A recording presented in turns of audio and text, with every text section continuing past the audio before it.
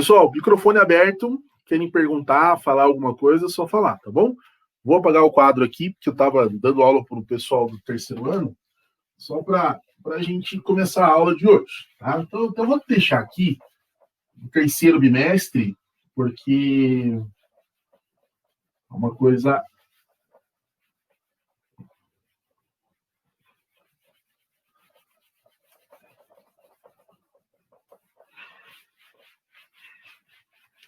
Vou deixar.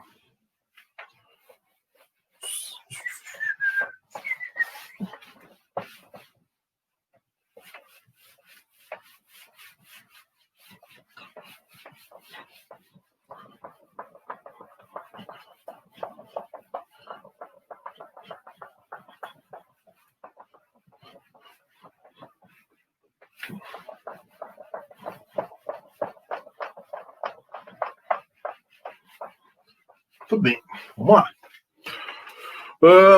Isso aí, pessoal.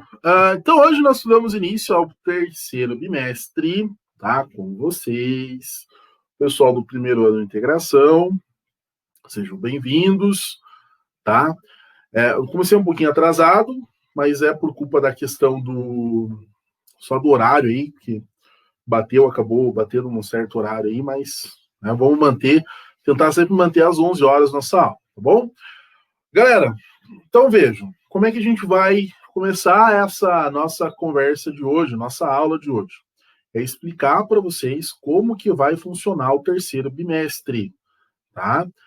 Ele é um bimestre bem tranquilo, tá? Só que para os alunos que não, assim, estão pesquisando sobre sociologia, estão estudando, pessoal, aumentar o nível de estudo, tá? Não é uma matéria assim, não é porque a gente se encontra uma vez na semana que é uma coisa assim que não é tão importante assim, né? Tem alguns alunos que me falam assim, professor, dá a impressão que os alunos não estão levando muito a sério.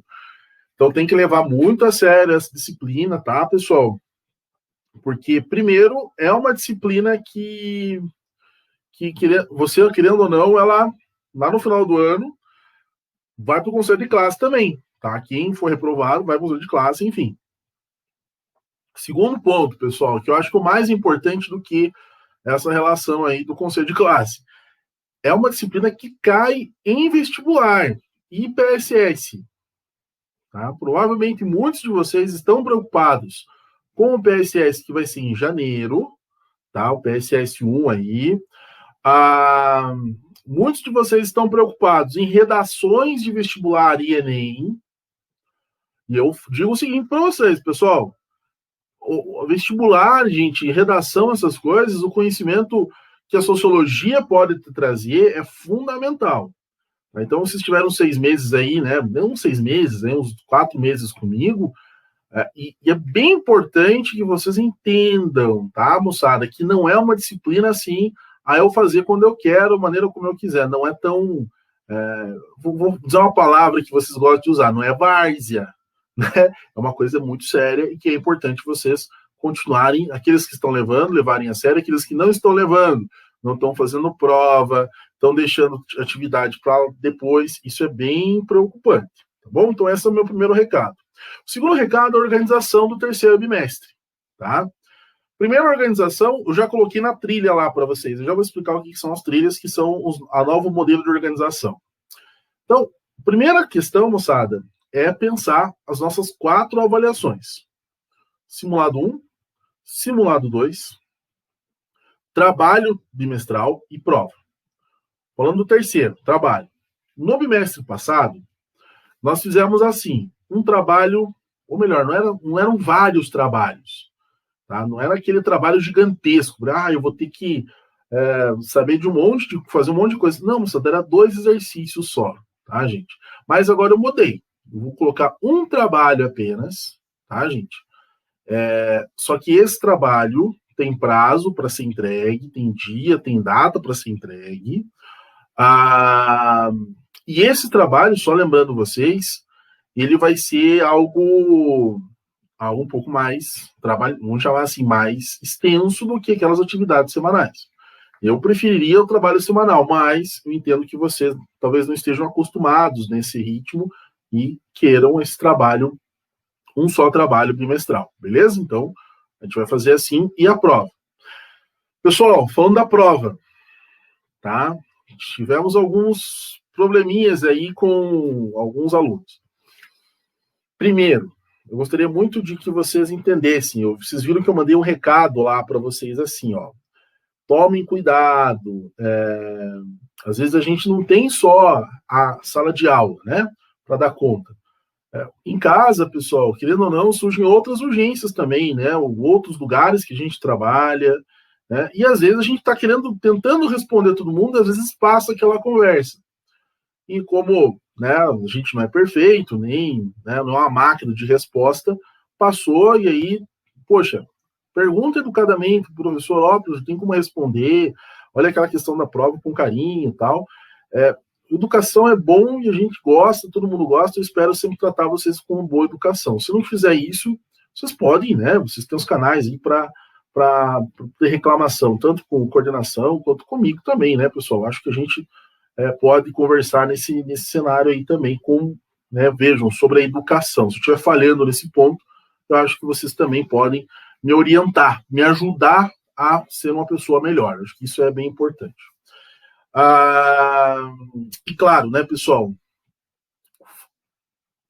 deixou de entregar alguma coisa, por exemplo, professor, eu não fiz a prova. Poxa, assume, fala assim, eu não fiz a prova mesmo, e pronto, não precisa mais, sabe, esse problema de, o professor não postou, sabe, olha, não fiz a prova, né, vamos averiguar, porque senão fica o dito pelo não dito. A gente vai ficar aqui puxando uma corda, cada um para o lado do outro, não vai se ajudar. Então vamos assumir as nossas responsabilidades, que são muitas, vocês têm a de vocês, eu tenho a minha, para que a gente possa manter lá em cima o nosso nível, né, pessoal? Justamente esse o nosso objetivo, tá bom? Então, depois desse recado todo, vamos começar a falar agora sobre a organização agora didática, né? A gente chama de didática, né? De como a gente vai trilhar os novos rumos do terceiro bimestre. Pessoal, quem já acessou o planejador da Iônica já viu que tá uma coisa meio diferente lá no terceiro bimestre, tá acima, terceiro bimestre, tá anotado lá em cima.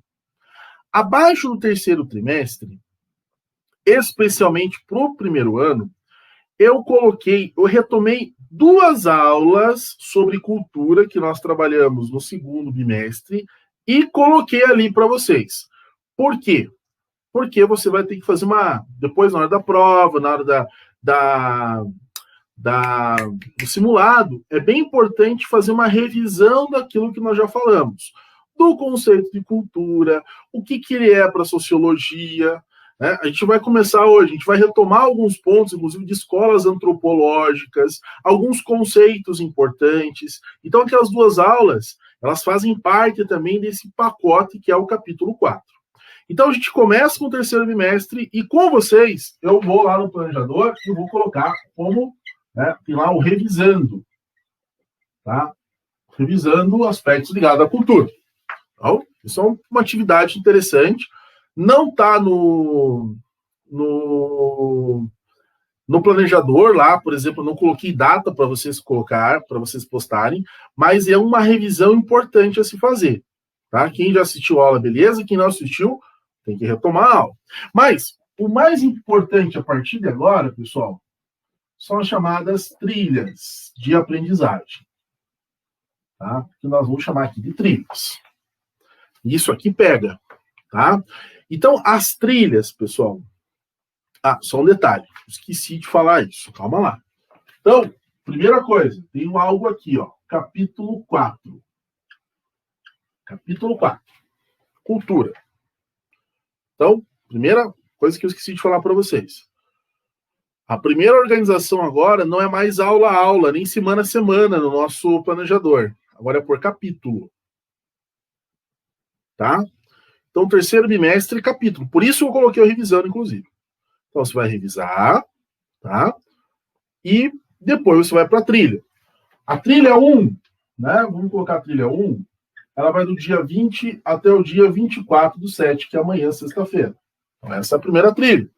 Você tem que cumprir com essa trilha até a semana que vem.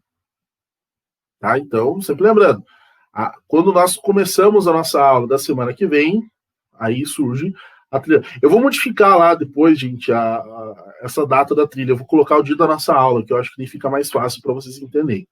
Tá? Aqui no treino do dia 23 até o dia 29, que daí fica mais tranquilo para vocês. Então, gente, a trilha, ela tem que tipo de organização? Ela é semanal. Tá? Então, semana a semana tem uma trilha. Como nós temos uma aula semanal, cada trilha vai ter uma aula só, um roteiro de estudinho lá. Lembra aqueles formulários que eu fazia? Não tem mais. Agora é só um documento PDF que já foi postado para vocês, tanto no Clipe Escola, quanto lá, tá? Que vocês só acessem e começam a fazer a trilha. Na verdade, vocês já estão começando a fazer essa trilha agora. O que vocês estão começando a fazer aí, né, pessoal? Vocês já acessaram o Clipe Escola, é o primeiro passo. Segundo passo, tá? É assistir a aula online. Já estão assistindo, já começaram a fazer essa trilha da semana. Então, o primeiro passo é assistir a aula online. O segundo passo, qual é? É copiar o que está no caderno, né? No quadro, no teu material de caderno. Beleza, segundo passo. Terceiro passo, qual vai ser, gente? É a leitura da apostila, né, que é obrigatória.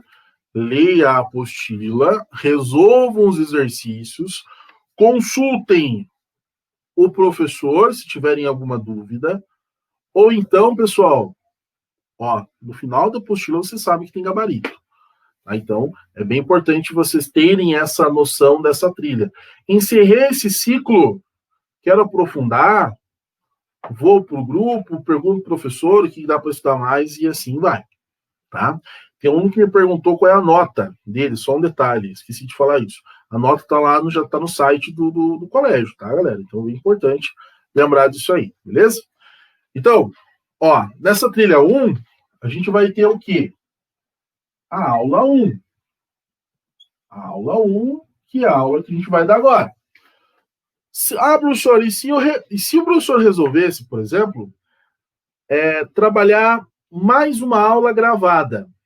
Ou ia falar, gente, vamos fazer uma aula à tarde sobre esse conteúdo com uma revisão de PSS? Vamos.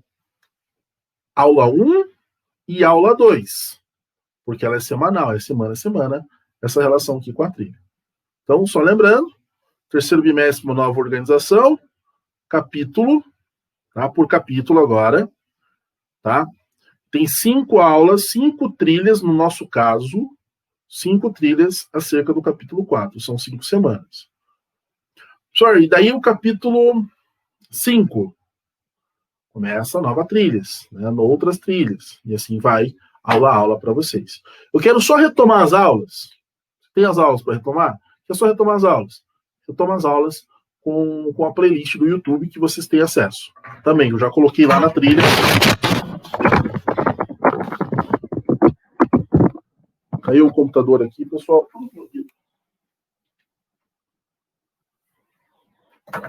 Eita. Tá tudo bem. Terremoto aqui. Mas enfim, beleza? Ai, machuquei meu dedo, cara. Estão risada, moçada? Porra, quase quebrei meu dedo aqui. Segurando o negócio aqui. Vocês não vão pro céu, galera. Vocês estão dando risada de mim, vocês não vão pro céu.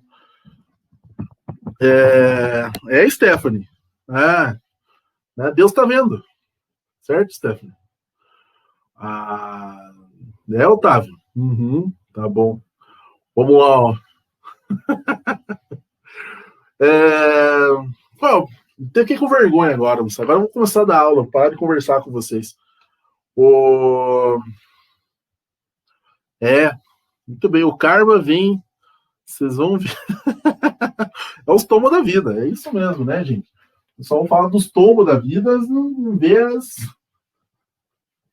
os corotos que nós tomamos. Né? Vamos lá. Vou parar aqui.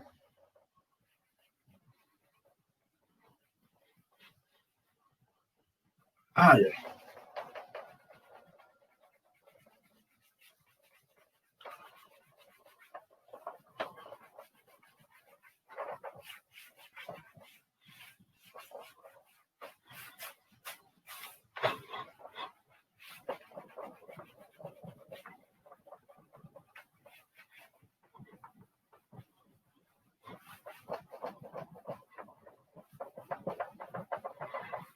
Aí, agora fechou. Ninguém derruba a aula, é justamente isso, tá? Então, pessoal, voltando, então, vamos lá. Anota no caderno terceiro bimestre e a gente vai começar agora a falar sobre, né, a aula 1, né? A aula 1. Onde aula 1, galera, a gente vai retomar, né? E, lógico, falar sobre isso aqui, ó. As chamadas escolas antropológicas, né? Para quem não lembra, né, a gente fala sobre as escolas antropológicas, porque a antropologia é a área das ciências sociais, né, das ciências que estuda, né, as práticas culturais. É uma ciência que estuda as práticas culturais. Lembrando você que a gente já falou com você sobre o conceito de cultura. Cultura não tem a ver com adquirir um modelo de cultura tido enquanto elitizado. Né? A gente fala às vezes assim, né, baseado numa vivência, num senso comum. Ah, fulano lá tem cultura. O cicrano não tem cultura, porque o fulano escuta música clássica. O cicrano não escuta música clássica. Então, fulano tem cultura e cicrano não tem cultura. Então, isso está errado, tá, pessoal? Porque quando a gente analisa dessa forma, a gente está cometendo uma atitude que eu já trabalhei esse conceito com vocês e que é bem importante você retomar nessa semana, que é etnocentrismo. Olha que palavrinha complicada, mas uma palavrinha extremamente importante. Etnocentrismo é considerar que a tua cultura é melhor do que o outro, inclusive. Isso é etnocentrismo. Isso é a base da nossa formação enquanto, vamos chamar assim, enquanto país. Muitas vezes isso aconteceu, né? Lá na colonização isso vai estar acontecendo. Ou então, lógico, recheado de preconceitos. Toma muito cuidado com essa situação para pensar a relação com os preconceitos. Bom, mas voltando, cultura tem a ver com as nossas práticas culturais, que vão definir, né, justamente, né, qual grupo nós estamos inseridos, né? Ela acontece acerca do processo de socialização, né, esse processo que é muito importante entender dentro da sociologia, que ele não é um processo que ele vai acontecer durante uma fase só da vida, não é só a criança que é socializada, mas ela vai estar acontecendo durante toda a nossa trajetória. Nós vamos estar recebendo novos estímulos, novas relações, a partir do momento que há alterações ou mudanças na sociedade, também muda-se a forma como nós enxergamos as práticas culturais, beleza? Então, tudo isso, galera, tem a ver com a relação com a cultura. Tá? E hoje a gente vai retomar um pouquinho essa relação com a antropologia, as chamadas escolas antropológicas. Pessoal, vejam, no século XIX, tá? Olha só o que vai acontecer, uma coisa fundamentalmente importante, certo? No século XIX, começaram a surgir dois movimentos muito claros dentro da Europa.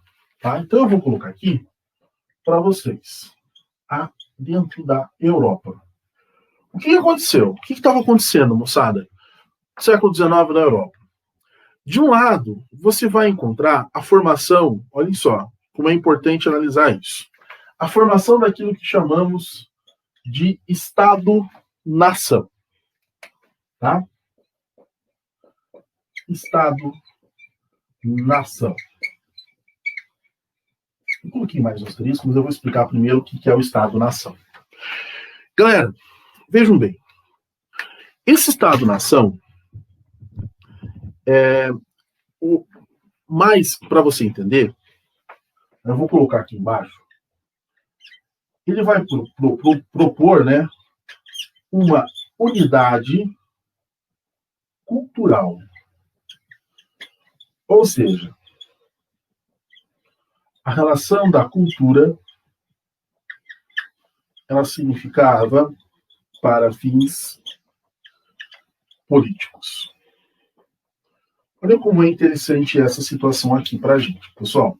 Mas a gente, presta atenção nisso aqui. Eu vou começar por Estado-nação, porque lembrando, aquilo que a gente entende como cultura hoje, né, que são práticas, são símbolos. Eu vou anotar aqui para vocês, certo?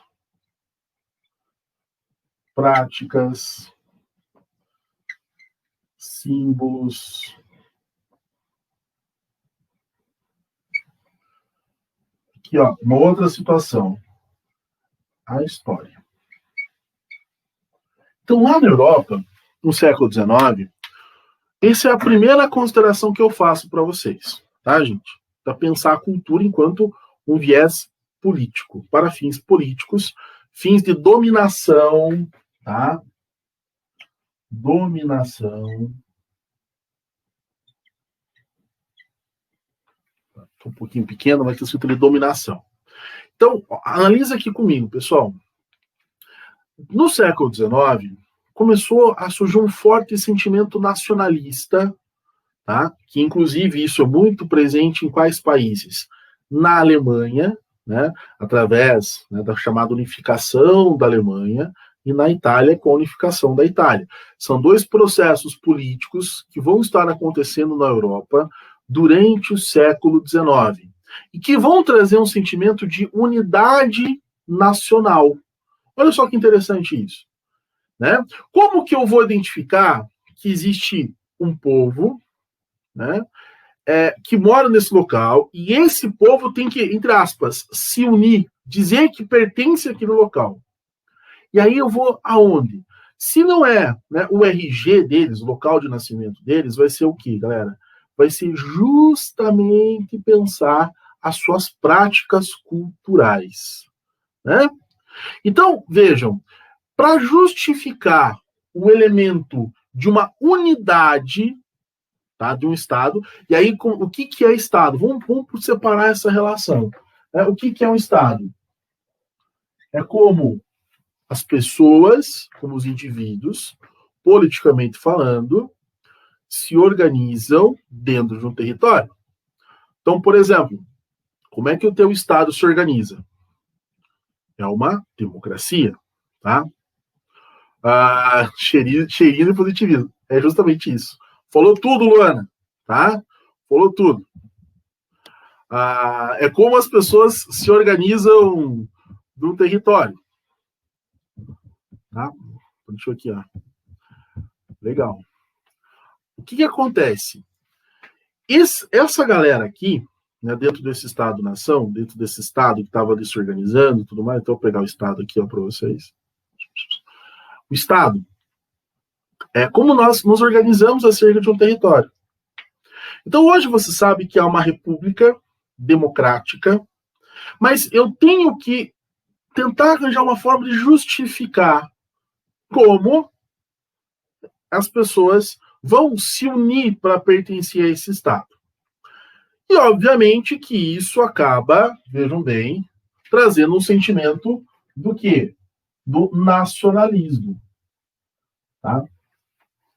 Ou seja, eu estabelecer essa unidade do nosso povo, né? Não falando do nosso Brasil, mas de um povo, a partir de que preceitos? A partir de uma cultura, das suas práticas. Professor, que práticas?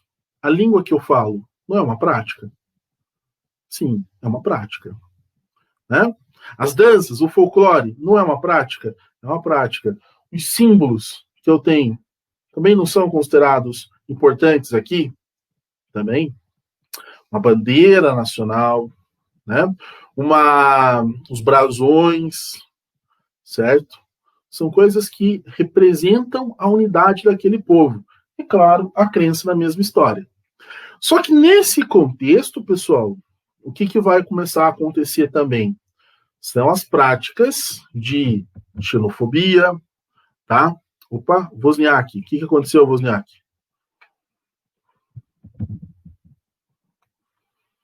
Quer falar? Pode abrir o microfone. Acho que está aberto o microfone.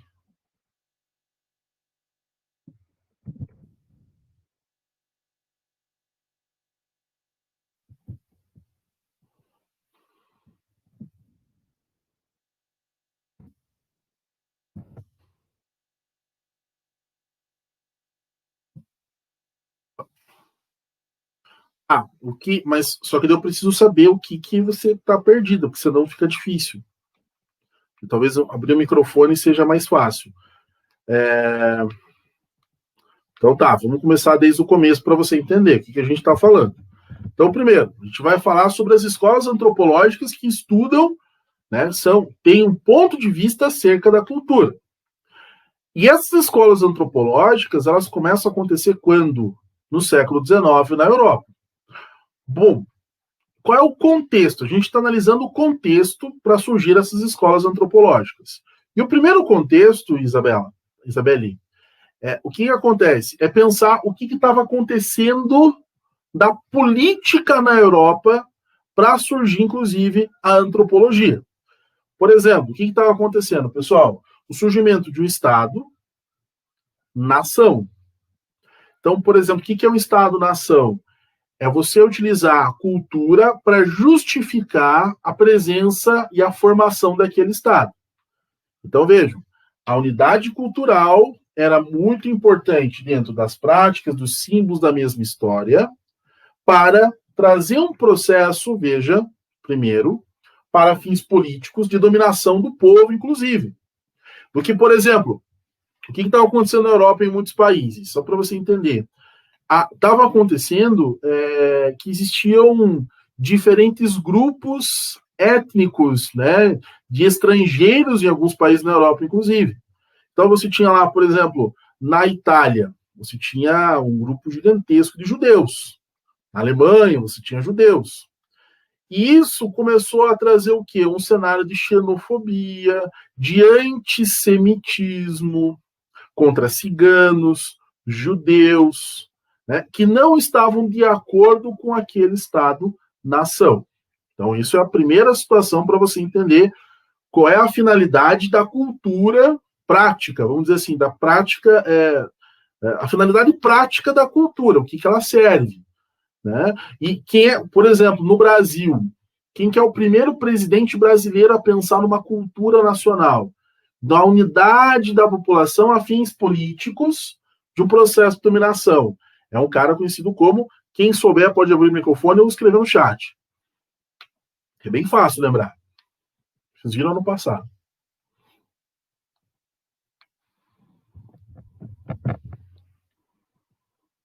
Então, é bem fácil. Começa com VAR, termina com gás. Getulinho, é o GG. É o nosso amigo Geva, tá? Getúlio Vargas. Bom, por que a gente está falando sobre o Getúlio Vargas? Por que ocorrem as práticas de xenofobia? Porque assim, ó, por exemplo, dentro de alguns países existia a relação da crença religiosa, inclusive, né? Que, por exemplo, trazia a relação de que o cristianismo deveria ser a religião a ser professada. Muitos eram judeus. Então havia essa prática de antissemitismo, culpavam os judeus pela morte de Jesus, né? Todo aquele cenário começou a alimentar, né, essas práticas antissemitas que aconteciam aqui. Tá? Não sei se eu respondi a tua pergunta, Luana, mas era justamente para definir a característica, inclusive física de um povo. Já vai fazer todo sentido para vocês, pessoal, porque a gente vai começar, além desse Estado-nação, falar das escolas, e a primeira escola que surge dentro desse contexto, tá? São os primeiros antropólogos, é a chamada, vocês não estão enxergando, né? É a chamada antropologia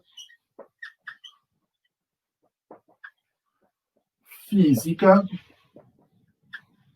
ou evolucionista. Física ou evolucionista, tá? Olha só que importante, galera, essa antropologia. Então, os primeiros a estudar as práticas culturais, né, vão começar a buscar o que, galera? Vejam só. Eles vão começar a tentar entender, associar cultura, olha só, gente, associam cultura com, né, vamos dizer assim, a relação com Ia falar o cor da pele, as práticas. Ixi, travou.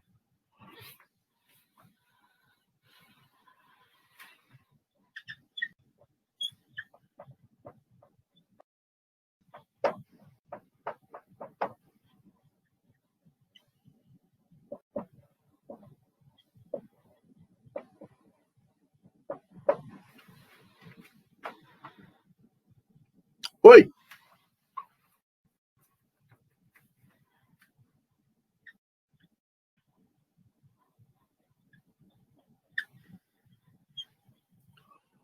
Tô travado ainda.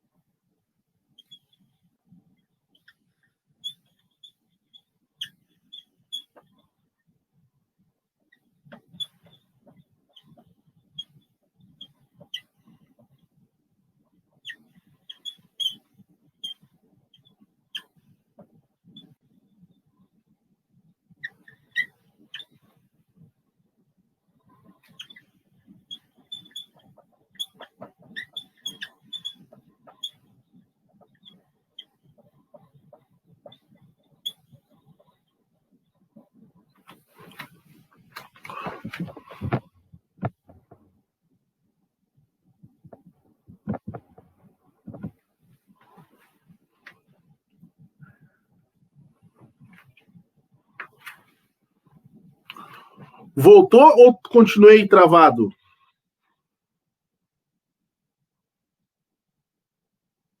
Voltou. Voltei e eu enchi o quadro, moçada. Olha só que bacana.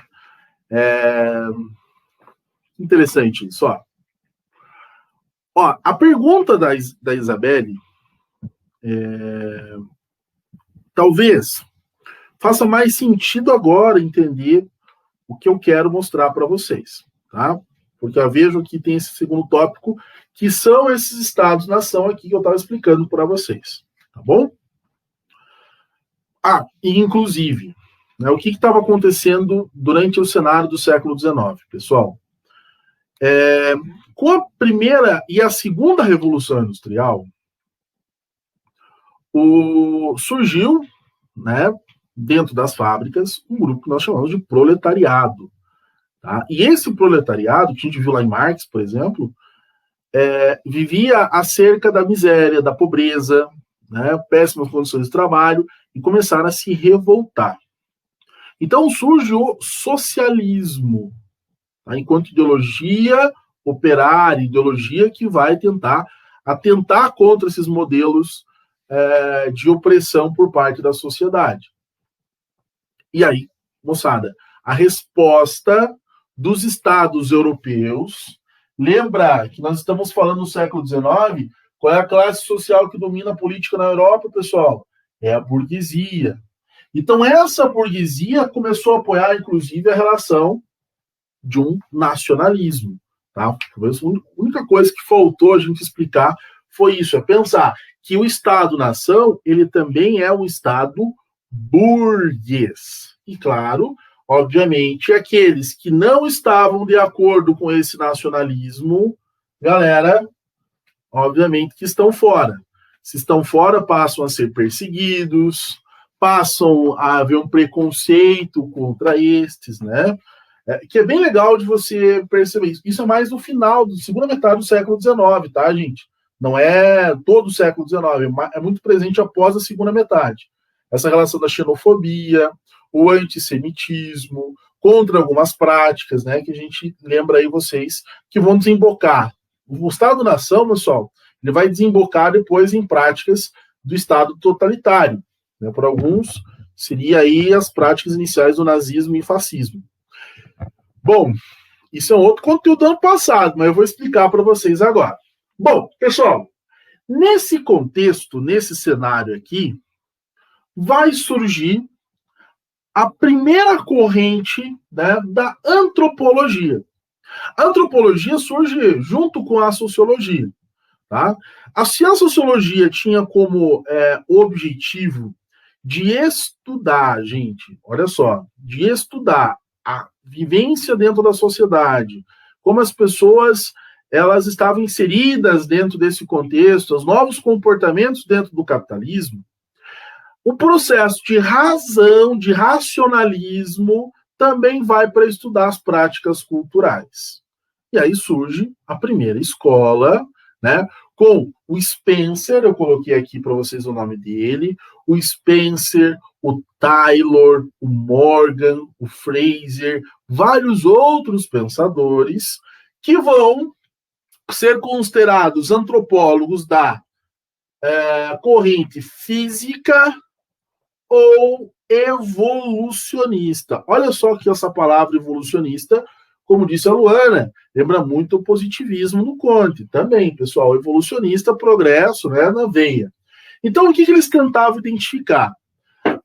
Dentro da Europa mesmo, vejam bem como é interessante isso, segundo eles, existiam culturas diferentes, vão estudar as diferentes práticas culturais, mas vão associar a cultura com características biológicas.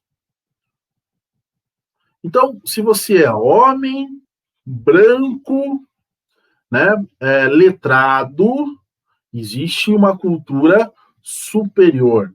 Basicamente, o que eles fazem aqui, gente, vou colocar uma outra flechinha aqui na cultura ali para você entender, eles buscam uma relação de hierarquização cultural.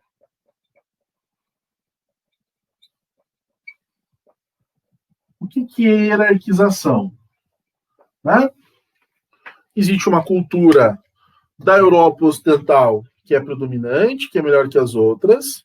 Existem outras que vão o quê? Se tornando inferiores. Tá? Vejam como é importante isso. Bom, mas qual é o contexto histórico?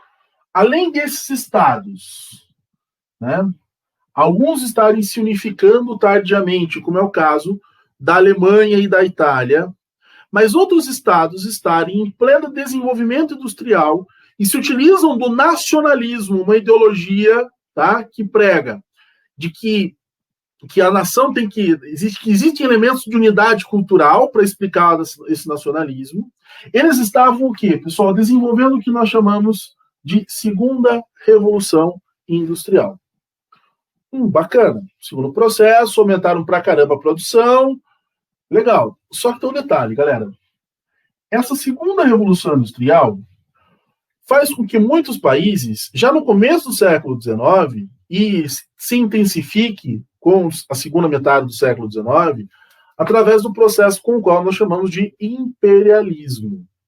O que é o imperialismo, galera? Vejam, é o ato de dominar territórios além Europa. Com qual objetivo? Mercado consumidor, matéria-prima, né, oportunidade de investimentos, ou seja, o processo de dominação desses territórios, desses países. Vejam como é interessante pensar isso aqui, tá? Então, esse é o imperialismo. Quem perguntou o que é imperialismo é isso.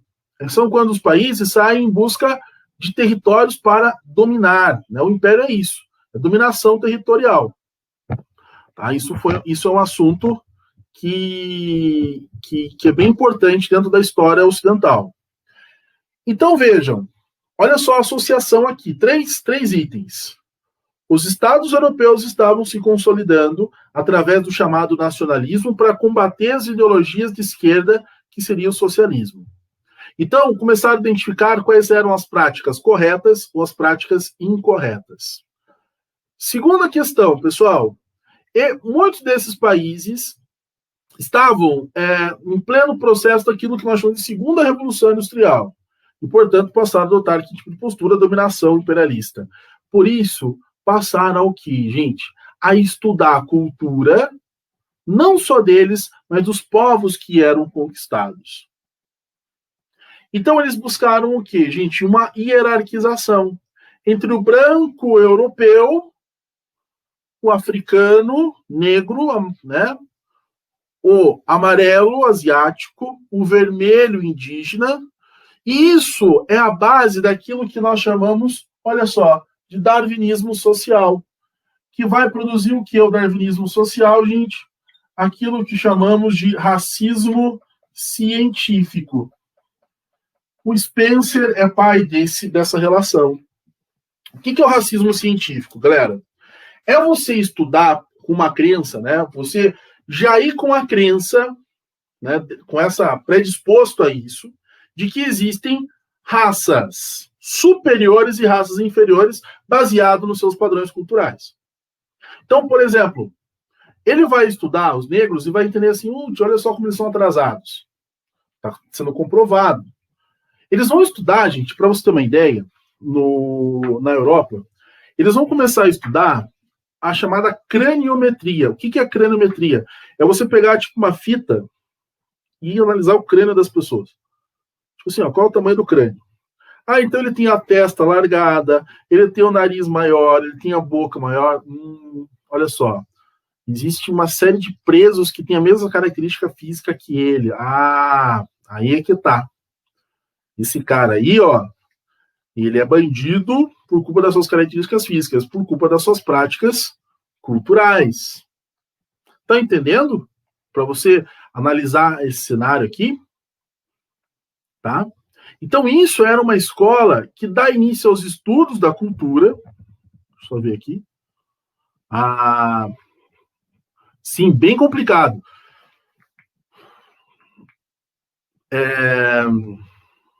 Bem complicado. Eu não entendi o bem complicado, mas tudo bem. Não sei se sim, bem complicado. Eu acho que o bem complicado, tomara que tenha sido para a visão da época. E sim, pessoal, só para você entender o que eu estou querendo dizer, isso aqui se aplica à história do Brasil, né? A relação com o negro na história do Brasil, essa antropologia. A nossa elite, né, os cafeicultores no final do Império, 1800, lá vai um pouquinho, 1850, 60, 70, 80, 90, é essa visão que eles tinham da cultura brasileira. Tá? Eles não, o processo de abolição da escravidão não foi um processo assim, vamos respeitar o negro, porque o negro ele é um ser, né, que tem que ser respeitado e ser igual a todo mundo. Não. Eles diziam que a escravidão era um atraso, né, institucional do Brasil. A escravidão demonstrava ser um país atrasado, porque todo homem deveria ser livre, mas eles viam o negro enquanto algo a ser superado na história do Brasil. Porque a visão que eles tinham do negro qual era? É de que ele carregava consigo um atraso tanto intelectual, que não conseguiria trabalhar enquanto pessoa livre. Portanto, você traz imigrantes na década de 50, 60, 70. A partir da abolição da escravidão, há uma grande dificuldade de inserir o negro na sociedade brasileira, uma sociedade de classes. Porque, embora fosse livre, quando era olhado para ele assim, falava assim, cara, né, quem que é o negro? O negro é ex-escravo. Então, vejam, carregava uma marca, né? O que nós chamamos de racismo de marca no Brasil, não racismo de origem. Carregava a marca de ser ex-escravo, do olhar do ser negro, né? Como é hoje, muita gente associa a violência à cor da pele negra também, tá? Então, isso começava o quê? Vejam, a dificuldade de inserir o negro na sociedade de classes. Isso promoveu um racismo que nós chamamos de estrutural no Brasil, baseado, inclusive, numa explicação científica. Né? Então, o Estado pensava assim, inclusive, esse Estado-nação. O Brasil estava querendo se tornar um Brasil novo, republicano, ordem e progresso, positivista, e tinha que evoluir. E aí, o que aconteceu? Quando os caras olham para a quantidade de negros, é necessário o quê? Branquear a população brasileira. Há um processo de branqueamento racial no Brasil. Né? De que formato? Né? Sim, nacionalismo também, né? Que é a associação justamente dessa relação do nacionalismo frente ao racismo dentro dos Estados Unidos. Porque o negro também não foi incorporado diretamente àquela comunidade. No Brasil, a mesma coisa, né? Isso, a Stephanie está colocando uma situação que é a miscigenação, que é o branqueamento das raças. Então, você traz duas situações aqui do Estado brasileiro que ele toma. Primeiro, ele traz negros para morar, traz europeus para morar no Brasil, sim, e traz também o quê? E vai dar cidadania aos brancos. Então o Brasil ele vai escondendo os negros, né? Vamos dizer assim, vai escondendo. A capoeira é proibida, é tida enquanto algo negativo, enquanto algo um crime no Brasil. As religiões de matriz afro são combatidas, né? E aí isso vai trazer problemas, revoltas, né? Os movimentos sociais do Brasil República, né? Canudos, Chibata, Contestado, aquelas revoltas que vocês viram. E aí o cara que vai tentar estabelecer um Estado-nação no Brasil, né? Não, na época, Otávio, não hoje, na época que eu estou falando do século XIX. No Brasil, o Vargas, o que ele traz? Era necessário reconstruir essa ideia de Brasil. Então ele sabe que não tem como acabar com a cultura negra, então ele vai tentar trazer para o seu lado, e a capoeira vira patrimônio histórico do Brasil. Mas só para você entender que a antropologia estuda a cultura, e a primeira linha corrente de pensamento dentro desse contexto é entender que existe uma cultura superior, uma cultura inferior, baseada justamente no cenário da segunda revolução industrial e do imperialismo. Gente, o fim foi longe, né? E assim, galera, a gente foi aonde? A gente foi aqui, ó, na página 8 e página 9, tá? Que são as leituras ali necessárias. Faltou o discurso etnocêntrico, porque depois eu vou falar sobre outras escolas, tá? Estou falando do relativismo, do funcionalismo, né, que aí já é um outro contexto histórico para a gente pensar aí, mas foi uma discussão legal, eu gostei muito da participação de vocês, tá? Eu gostei, quem não está entendendo tem que falar mesmo, quem está em dúvida tem que falar também, porque essa é a nossa função aqui, é ajudá-los o mais possível, não existe isso, mas o quanto mais possível a gente ajudar, a gente está aqui para isso. Ok? Beleza? Pessoal, já são meio-dia, eu vou liberar vocês, tá? Muito obrigado. Ah, mas tá certo. Viu, Júlia? Tem que perguntar mesmo. Não tem que ficar assim. Tchau, Ticiane, tá? Tem que perguntar pra caramba. Que é isso, Pedrão? Falou, um abraço, valeu. Valeu, Luana, você também. Foram bem importantes nessa participação da aula. Até mais, Júlia. Falou, Alana. Um abraço, valeu. Valeu, Otávio. Por nada, Nicole.